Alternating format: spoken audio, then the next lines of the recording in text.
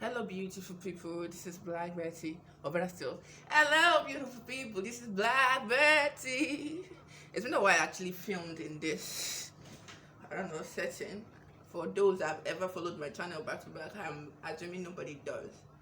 Just feel like I'm talking to myself at times. But yeah, welcome back. So today I'm going to be doing a story time. Since everybody is bored, makeup is the norms, everybody's on TikTok thinking what is more spicy than a story time or like a little bit of I'm a boy. If you're Nigerian, you can relate to what that means. So as you can already tell by the title is already a giveaway. So I'm not saying this to actually shame anybody, but I'm going to be posting a picture somewhere, I don't know, that made me want to like talk about this now. Now I'm not down for toxic masculinity. What that means is like guys are compelled not to show emotions, guys are ashamed when they cry and stuff. So this is not to actually put pressure on guys. Actually, it's for you girls to be more aware that this is actually happening. So I can remember like 3, 4, 5 years ish I was dating this guy. Then we had issues and I know I needed to get out of that relationship like ASAP. It wasn't coming on his feet. We dated for about 2 years roughly. It wasn't coming on his feet. It wasn't doing anything. I just in this circle of just doing the same thing over and over again. I was like, wait, this is not working. Like, we need to break up and everything. Good. I don't know why I'm saying this now, but I just feel like I should just let it go. Like why not? So when I put myself together, I was like, yes, this guy is not doing well for himself. So why would I feel like he would want to like make amendments to actually put me in his own life? So I was like, you know what, let's break up, let's take a break or whatever. You know when a lady tells you let's take a break, it's still the same thing like I don't want your ass no more. But like yeah, I was trying to be polite. And I was like, and then because my mom don't really like him that much, I wouldn't go into details, but like my mom don't like him that much because duh. Like if I don't know why I'm always like this, but like if parents do like your partner, except for maybe like your parents have a particular reason. If they tell you a particular reason, it's fine. But if parents don't like a partner, 90% of the time is because maybe your partner is not good enough for you. But you know now, we ladies to love blindly. I was in love. I was like, no, I love mommy. I want to be with him. Blah blah blah. Like love can be blind. Women can be stupid when in love. So I was like, I want this man. I want to keep this man. My mom was like, nah.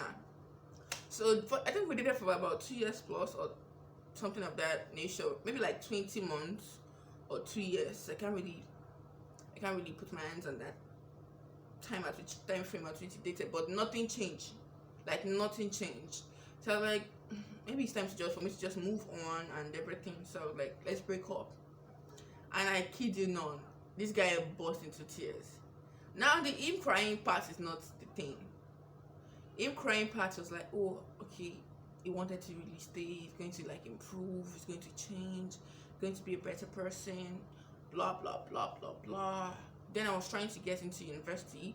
So like even if we don't break up now, if I go to uni, because I don't do long distance relationship, I always tell people I don't.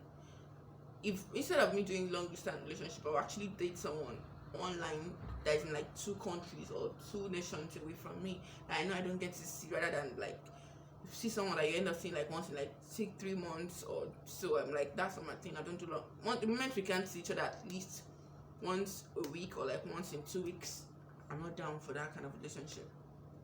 So I was like, we're still gonna break up anyways, but it's like no, like he's trying to change, like me being around would help him change, blah blah blah.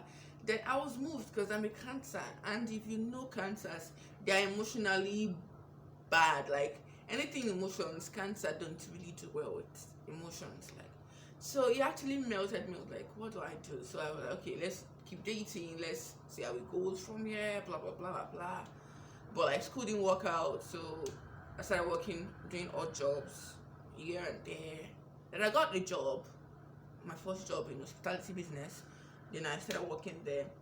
Then we didn't really contact each other. But before then, it wasn't serious to me anymore. After that conversations, and mind you, when I was even working in one place before then, before the I want to break up ish, I was working in a small shop in Ikeja, Lagos. So I was like, what's up? But I noticed I was the only one pushing for the relationship. Does it make sense? Like, I was the one in Ikeja. It's not. He's living. Is where he's working at that time. Is not really far from my place. It's like 50 naira bus to my place. So it's something I can actually try to commit me, but not until I come back from work. Skip my house, then start going to his own place every day. We never saw. We never, you know, get to see each other. We never like anything. It's just like that should have been a red flag for me that if I didn't make the effort, it wasn't. But like I said, I'm in love. I'm stupid. I was willing to go down for anything. So like yeah, I kept on. So after that conversation, I stopped like putting all my effort towards seeing him. I'm like, let's see if he's actually changing like he said he was going to. He said he was trying to change, right? Let me see if he would change without me being all over him. Because at that point I guess I was all over him. Or that's what I was thinking. Whether I was or I wasn't, I can't tell. But I felt like I was all over him, so I was like, okay, let me give him some space. I would call him once in a while. Then the calls started reducing. It wasn't picking calls. It wasn't calling me back. Then fast forward to 2017, I got December 2016, I got a job offer and with a better pay, a more stable job. So I was like, okay, I told him I'm going to have a job now, so I may not see that often. Blah blah blah. I was like, it's okay. That's in 2016. He tried to contact me at that point. Sorry for the. He tried to contact me at that point. I was like, we need to see and talk. You won't still believe that me that was in Ikeja was one that went all the way to my side again, so we can have a conversation. Girl can be stupid. Like I don't understand. Like somebody wants to see you and the person won't take time to come to where you are at that present. I have to go home to go and see the person, but I still feel like, well, it's normal. It's not far from my place, my family's place, so it's a win-win. So I thought. So like yeah, we had a brief conversation. So he said he wants to go for a function, and if you know Nigerian very well, we always have functions. We always have parties, weddings, ceremonies, etc. Some of them are interstate, so like you get to be gone for like 2-3 days. So I was like, it's going to be gone for at least a week. He's going to Port Harcourt, and before then he already told me he might want to travel, and I told him way before even that conversation of me breaking up or everything. He told me he might need to travel out, and I was like, that's great, but you know I don't do long distance relationship, so if you want to go, just break up with me and leave. He said, but that conversation for some reason never came up again. Whether I was still going, whether it's not going to go, he never said again. So amidst this issue now of me saying, now he said he wanted to see me what's up. So he said he was going to Port Harcourt for a function.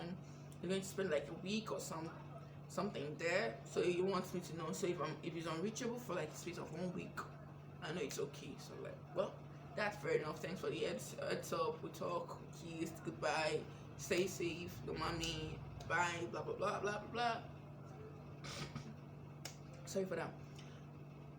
But the thing is, that time was somewhere late December. I know I told you I got a job offers and that same December. So I know that 2017 was going to be really, really like, I don't know, squeezed up for me, because it's a full-time job, or like the normal jobs I used to have. Like it's just, oh, we need it for a few months, we need it for a few weeks.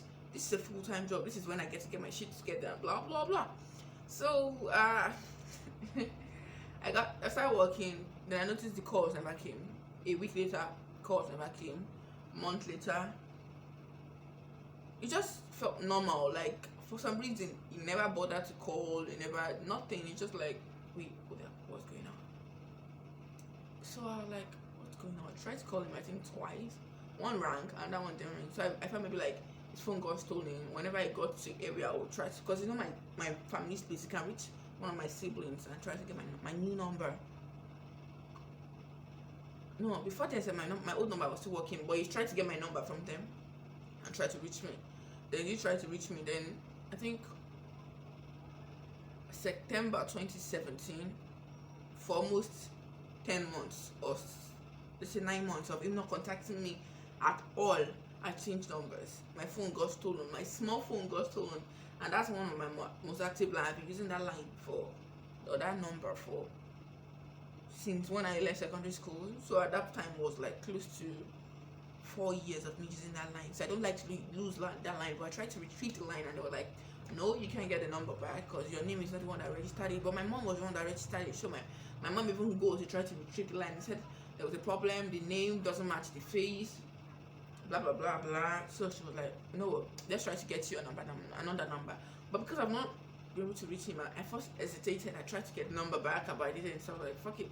Somebody didn't contact you for like 10 months. Actually, that's shouting they don't need you anymore.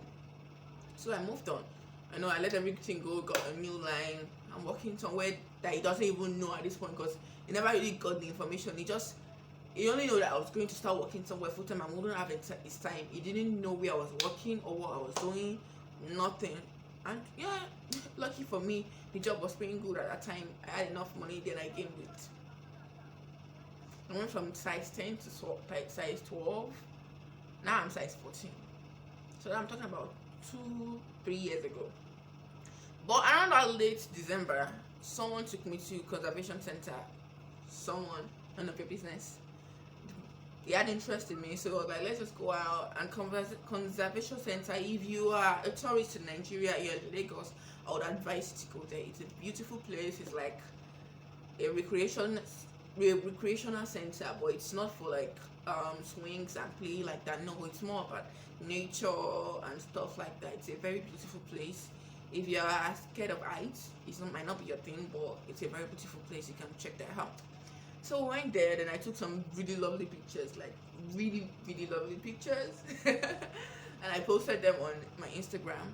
Then if you go to my Instagram, the posts are not there again, sadly. Not because I deleted them, but if you know the saga of somebody hacked my account or my best friend stole my Instagram, you know what happened. So like I posted a picture, I think that was around October 2017. At that point, like just barely 1 month. I think the guy might be stalking me, but never just wanted to contact me. But he just barely 1 month that I changed to a new line. Then I saw this post because I know his Instagram account, but the account has been stale for a long time. I just saw his account commented on my page, Orobo. Orobo in Yoruba or in Nigerian slang means fat person.